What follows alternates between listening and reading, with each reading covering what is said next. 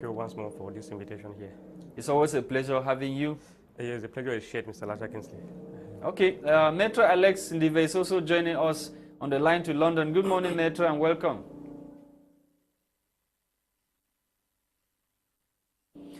Apparently, we have issues with our lines. We shall be coming back to Maitre Alex Ndive. Let's begin with Amadou Tarnteh in the studio. Amadou, yesterday, two frontline organizations signed a release urging the government of Cameroon to release those who were arrested and detained for minor crimes, especially those that have to do with, advocating for their rights, that were arrested and locked up in prison. And this is coming after cholera outbreak that hit some prison facilities in the country. Yeah, I think this is really a very welcoming initiative. After all, we have continuously says that there's no reason for those people to still be detained in prison, because most of them are being arbitrarily detained. So people are detained in prison simply for exercising their fundamental human rights, like those who protested maybe against some certain things that they think were not going on well in the country, and other who have been held, who are being detained for simply holding meeting, or those who are constituted are reduced and kept in the other prisons, at least for the prison to carry out the normal capacity that you're supposed to carry. Because normally we know here that if we here in the New Central Prison, the capacity of the prison, the normal capacity is not what is being contained there. You have more than 2 to 3 times double the number of capacity that was supposed to be held in the same prison.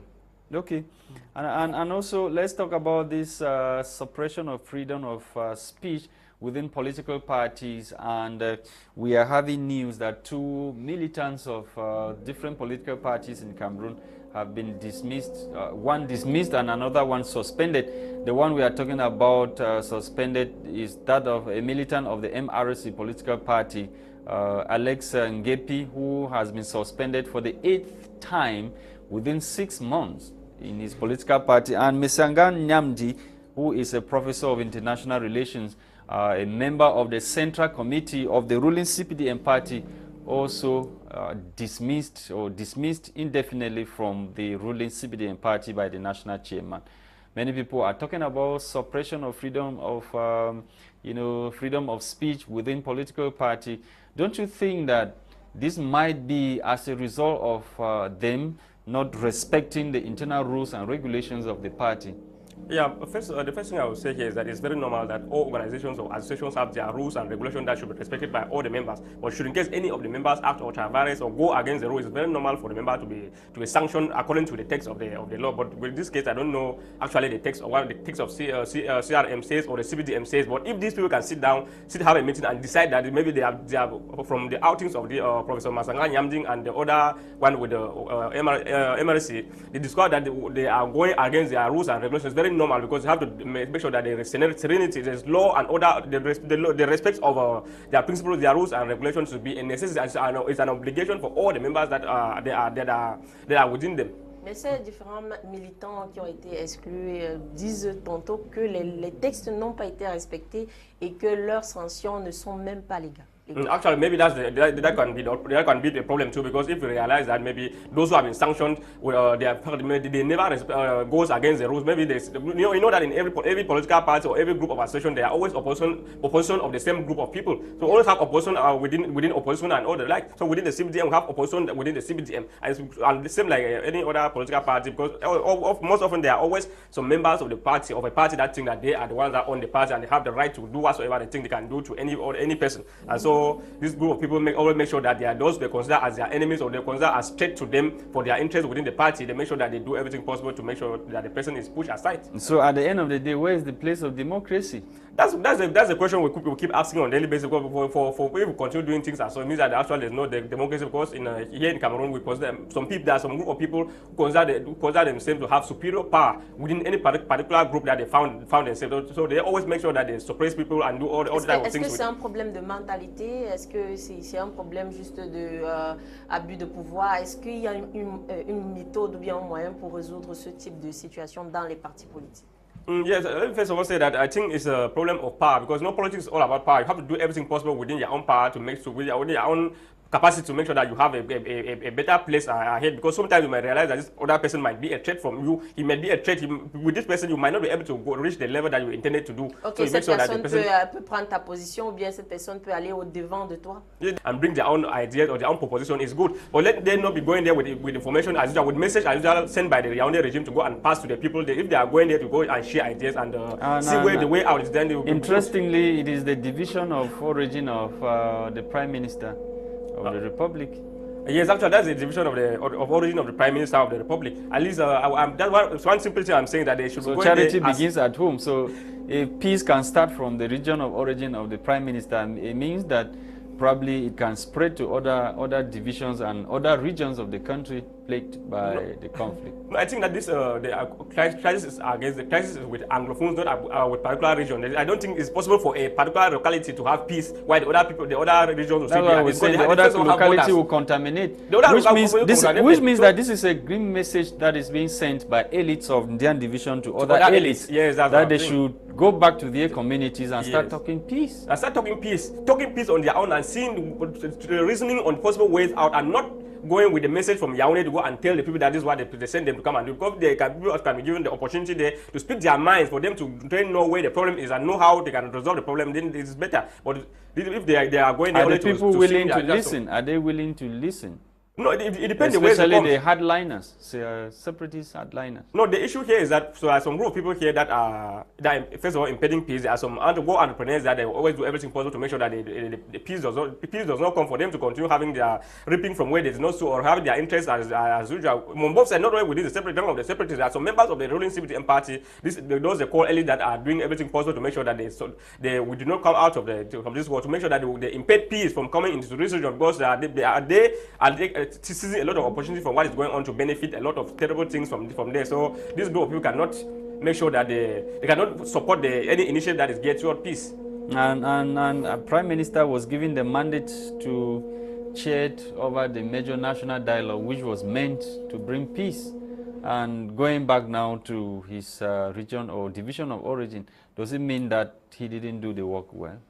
No, he didn't. He wants to start from square zero. No, the issue is that when it's a concern conflict, they will have so many kind of strategies that are coming. We will try this one today, it does not work tomorrow, think of another strategy. So this is not something strange. Maybe initially the government thought that the major national dialogue was going to solve the crisis, but when they did for people to know that he is the one that is leading the delegation, all those things, they might think that it's government behind it. So sometimes they try to want to use the member of parliament. So at the end of the day, what do you people want at the end of the day? You want peace or you don't want peace? I initially said that it's a welcome initiative. Well, if any initiative that gets your peace is a welcome initiative, at least they should go and sit down and brainstorm on their own ways, what they think they can be done for us to come out of the crisis. Very, very important at this crucial moment when people are being killed on a daily basis. Les élites d'autres localités qui ne sont pas peut-être les chefs, qui n'ont pas peut-être des membres au Parlement, peuvent aussi arriver à organiser ce type de réunion pour avoir la paix dans leur village. No, the thing here, what is clear here is that when people come with an idea like this, and if the government realizes that what they're going to preach there is not what they want, they will not permit such thing to hold in the first place. So that's where there's a problem. When you see people going to sit like this, it means that the government have accepted it for them to do before they do, and decided to sponsor it before they can go and do that. But if the government think that what people are going to discuss there will be against their own rule or their own ways of want to resolve the crisis, I think it will not be possible. The government will not permit you people to first of all do that. And recently in Bamenda, the head of DGR Center in Bamenda was so bitter with elites from the northwest region who go to Yaoundé and give wrong information to President Paul Biya, or using the DGR Center for their political gain, and calling on them to come back and talk peace in their communities. When I saw that, I was really happy that someone of that caliber can say such a thing, because that's the reality. That's what is happening. Because most often we keep saying that these people are not telling President Paul Biya. Most of when they go closer to him, they make sure that they tell him what he wants to hear for him to continue maintaining them. They are using the center for their political gain. Meanwhile, bloodshed is still ongoing in Bamenda. They go to Yaoundé and tell a different story to President Paul Biya. That's where there's a problem. So that's why I told you here that there are a lot of war entrepreneurs on this issue. But that why are the elites not interested in seeing peace come back or return to their various communities? Because there are some of them who cannot even spend 2 hours in their father's compound or their compound. No, most of these people that I said now, there are a lot of from group of elites that are really doing everything possible for normalcy to return into this region. But others who are benefiting from what is going on are doing everything possible for them to make sure that peace does not come as fast as possible, because it will disturb them from making their gains that they are making as a result of the war. At the detriment of the population. At the detriment of the population. They care less about the population when it comes to interest. No, most of them care less about the population. People are being killed on a daily basis, but they don't care about that. Vous avez dit que cette réunion des populations du Diaobi avec les élites du Ndjan, c'est une très bonne initiative. Oui.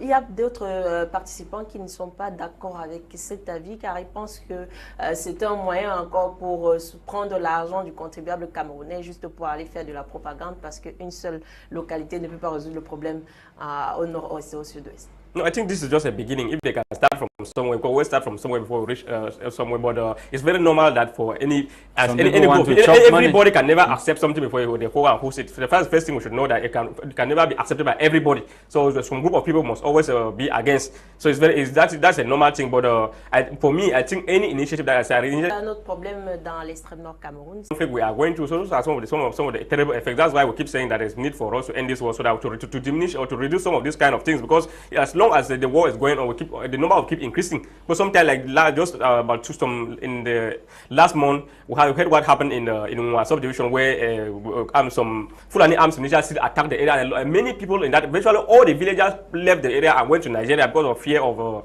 all those things. So if we don't look for ways out of this crisis, then all this. So what is the way forward? We keep saying every day, look for way out of this crisis. So what is the solution? That's why I keep saying that we have a lot of solutions. That what we're saying here, that the issue of Ndian, that the meeting in one is still a step forward, because for a long time now we have not seen the government. That's the same thing. The elite of this area have to sit down and brainstorm on their own what they think can be done for us to come out of the crisis. Bring their own proposal and table to the government and any other. But what the militants of terrorist sect Boko Haram want up north is not the same like what the people are clamoring for. I mean, their independence and whatever, freedom in the northwest and southwest region. They are not the same thing. No, I've always said that the enemy in the far north has been defined.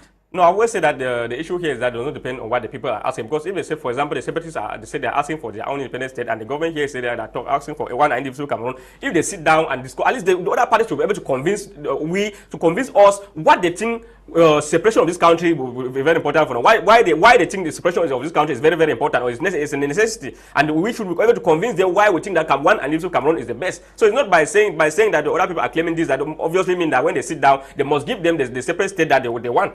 Ok, une autre conséquence de ces attaques terroristes Boko Haram, c'est le fait que le prix de la viande a augmenté dans les marchés camerounais, et les bouchers disent que c'est à cause des attaques multiples et que ces terroristes la prennent leur tête de bœuf. Voilà, donc du coup ils n'ont même pratiquement plus de bœuf dans cette partie du pays. That's a serious problem, because when all these type of things are happening, you realize that the population end up suffering, because those who are buying this meat are in the market, and others, they'll be the one that will suffer the effects of these things.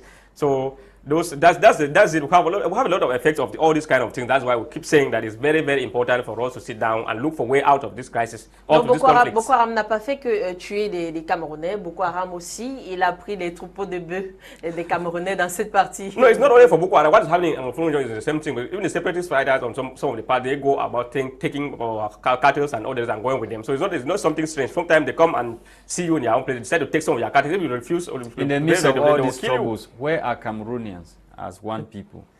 No, Cameroonians, for the meantime now, are saying that the security of this country, or the peace of this country is under serious. Or in the face of all this, or in the midst of all these troubles, where are Cameroonians? Where are Cameroonians? Because in other countries, when you have things like this, and you know the regime in place is not doing enough, the population stand up and say, no, we don't want this kind of issue. You have to sort out this issue.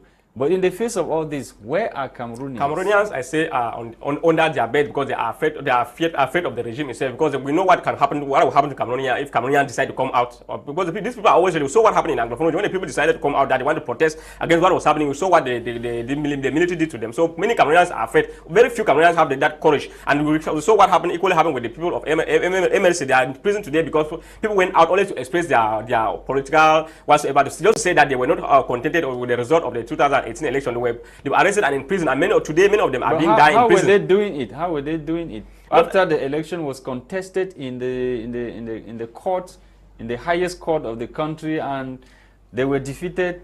They went legally and they were defeated. They went on a legal battle and they were defeated. They had to take the laws into their hands. No, it's a normal thing for people to express. Even in the United States of America, when you saw what happened during the time of Donald Trump and all the rest, people came out to protest, saying that they were not happy. What happened there is the election was rigged, has been rigged, and all that. But the government never used this repressive method of doing whatsoever. You allow them to express their mind. After when they get tired, they will go back to their base. So at least it's better to allow people to free them to express their mind. We saw in 2008 where people took upon themselves to, break public, building other public installation, private businesses, and the rest. And we saw the effect of that. So this regime is bent in using the hard way in resolving problems. So they don't believe in possible peace or in a peaceful way of resolving problems. All what they know is that Maitre Alex, we have indication that Maitre Alex has finally joined us. The lines are better now. Maitre Alex, can you hear me? Yeah, wait, you don't mind. Can you hear me? Can you hear me? Hello? Yes, are you with us? Yeah. Okay. Maitre, we are talking about historic Indian peace and development conference which opens today in Mundemba in the southwest region of the country. What is your take on this peace initiative that is being championed by one of the members of parliament coming from the division of origin of the Prime Minister? I mean, not the military tribunal, Oh, we've lost him. We've lost him. Amadou Tarnteh will continue. We continue with the discussion here in the studio. We're talking about something before Maitre Alex indicated he was on the line to UK. Let's move on with the discussion, and we'll take from where Maitre Alex just ended. He was trying to talk about Tiku Drink Kumba Drong concerning the peace, the historic peace and development conference, which begins today in Indian Division. Okay, to me, that's his own observation of the issue. When he was talking about this issue, I was really interested about this issue of signing military cooperation with Russia and all the like. So it's really very funny that at this point in time where we are talking of looking for peaceful ways out of the conflict, the government is still signing issues and treaties, because everybody understands that when government is going about to sign, probably they have their reason, maybe for protection and support should Cameroon fall into trouble. No, that one is a normal thing that ought to have been done. It's not today that the government would think of doing They renewed it. The military accord was already signed. They just renewed it. Well, it's actually, let me say, it's still a good thing. It's not something bad. At least it's normal for a government to make sure that they have military cooperation as such to protect the territorial integrity, first of all, of the country. So that one is a normal thing for the government to do that. But sometimes a lot of people would think that, man, these things are being done only because we have conflicts and the government have not been able, for some time now, they have not been able to solve this problem. Maitre was talking about, France's decision of how Cameroon is governed being taken by France. Do you really think or share that same opinion that Cameroon is really taking decisions from France when it comes to governance or the things that are happening in the country? Yeah, I can share the same view with Maitre here that Cameroon, as we used to say, that Cameroon is just like a region in France, being the president of the republic here, just like a governor in France. So he's being controlled like other French speaking countries in Africa. They are being controlled by France. Si aujourd'hui ils peuvent aller signer des contrats avec la Russie, comment c'est possible? No, it's very possible. We have a lot of international relations. Does not limit. It has to limit only within one country. They have been signing with other countries, including America, Britain, and all the like. So it's not strange. It's not because they signed here today with Russia that would think that maybe there's a problem or something like that. It's a normal thing. At least what is very clear here is that their Cameroon is being controlled like other French countries, controlled by France. We've read on several newspapers and other media platforms. We've heard people, we've listened to people say President Paul Biya refused to renew some of the, the military accord and whatever stuff that Cameroon signed with France 50 years ago. No, but most often we used to hear all those type of things because we know that in Cameroon here we have a lot of specialists in Cameroon here. We have some group of people that I think they are specialized in diverting people's attention from real issues. Sometimes when we have critical issues at hand, people come out with terrible things and begin to tell all that was falling just to divert our attention from the real issues that we're focusing on. Sometimes I don't even believe that what they were being saying, what was said about France or 50 years contract and all that the government had refused was actually true. At least sometimes we want to see proof. We really have to want to see this document and be so sure that what they are saying is true.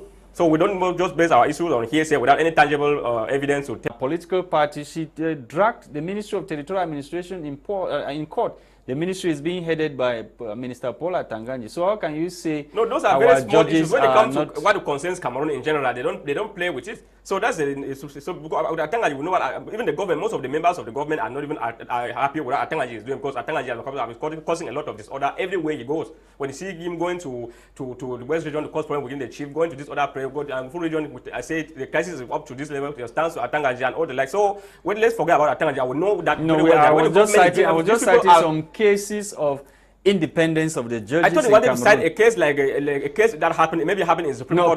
Professor Mesanga Nyamdi won the government in an administrative court against a decision that transferred him to the University of Marwa. So what I was saying is that it's the government, because that man, Professor Jack Famurongo, acted as a member, as a minister of higher education, but he's the individual taking that decision, even though taking the decision on behalf of the government. But you know that within the government cycle, there are a lot of division within themselves. So sometimes a minister will take a decision that the other ministers are against that decision, though they have to do everything possible to support the other opponent who is on the other side of it, to make sure that we have justice for some that's within them. But the major problem is that when something concerns the Cameroon as a country in general, this group of people will always make sure that they block it into always favor them. On a vu certains pays, des populations arriver à convaincre le gouvernement à arranger les situations. Mais au jour d'aujourd'hui, on a l'impression qu'au Cameroun, ce n'est pas possible. No, everything is possible. The first thing here is that, first of all, Cameroonians are not, either most of them are not aware of their rights. Secondly, they are not courageous. Comment est-ce que les Camerounais doivent être au courant de leurs droits d'abord? No, the first thing here is that our educational system cannot permit us to do that. So most of us who maybe have a few ideas to that effect, because we went to a lot of workshops where they have to enlighten us and tell us what we are supposed to do, what we are right. Even though I studied law, but there are some limits on those things that we never had any idea about it in school. When you came out of university, you had the opportunity to attend some training workshops where they opened your mind and made you understand that this country belongs to all of us. It don't belong to any local group of people because they are in power. Even the basic law, laws of this country. I'm talking about the constitution, which every Cameroonian has to read. Those things are incarnated in the constitution. No, when you just read it like that, you will not have that feeling. You will not have that power, that courage to express that you are right. Even the penal code and the new criminal procedure code, Cameroonians, they have to read them and get enlightened and know their rights. No, when you read them, you cannot have that. So who is to blame? Is it the Cameroonians who are not reading? No, the first thing is the government. I'm saying that it's the first thing is the government because our educational system have made in such a way that people okay. don't know. Maitre Alex, you are back. Continue from where you ended. Yeah, ask the question again because I was talking about the All-Andean Peace and Development Conference holding in the division of origin of Prime Minister Chief Dr. Joseph Diongute, who headed, or chaired the major national dialogue that was meant to bring peace in the two English-speaking regions of the country. Yes, what I was saying, we are living in a well of Tico drink, Kumba draw. To be honest, we have to first of all identify what is the Anglophone crisis. The truth is, I'm not making it up. There is a prime minister, head of government who is ceremonial. He has got no powers. He knows that. Inside his heart. You go to Ndive, they call it Anglophone problem. The Anglophone problem concerns Northwest and Southwest. So if some people, some tribe, they go and seek to discuss something that concerns somebody in Miami and he's not there. Somebody from Dog, he's not there. Somebody from Balinyonga is not there. Somebody from Bakwereland is not there. So what do you want to achieve? No, Maitre, don't you think, Maitre, and if we keep on playing with people's lives, it's dangerous. Maitre, don't you share a similar opinion like some televiewers who are watching us that charity begins at home? You have to start talking from your house before you get out of your house. Do you know something? The life of our people is not charity begins at home. It's a political problem. There is a government that has been in power for 40 years, which I call do nothing government. It's a political problem, and the government have to bring a political solution. It's not about going to the street and talking to people. What is the manifesto of the government? What is the purpose of that government? You know what your people want. Yes, we have multipartism in theory, but it is one-party politics. Okay, we agree. The ruling CPTM party there. We know we cannot change them now. Our people are sick. There is a problem. It's not about you, the government. It's about the people. The people are sovereign. But this time around, it is not the government. A member of parliament from that division is the one that convened the meeting. Mr. Lasha, let me tell you this. What are the functions of a member of a parliament? A member of parliament should be meeting the constituents every day. Meeting them every day. You don't organize a conference. If I want to see my local MP now in London, I book an appointment, I go and see him. He doesn't need to organize a conference. I'm afraid to say members of parliament in Cameroon, they don't even know their job or their function. If I have problem about cholera, water, electricity, I go, I organize, make an appointment, go and see my MP, talk about it to my MP. My MP will take it to the National Assembly. That is how they work. They don't go around organizing conference, window dressing exercise. These people should wake up and smell the coffee.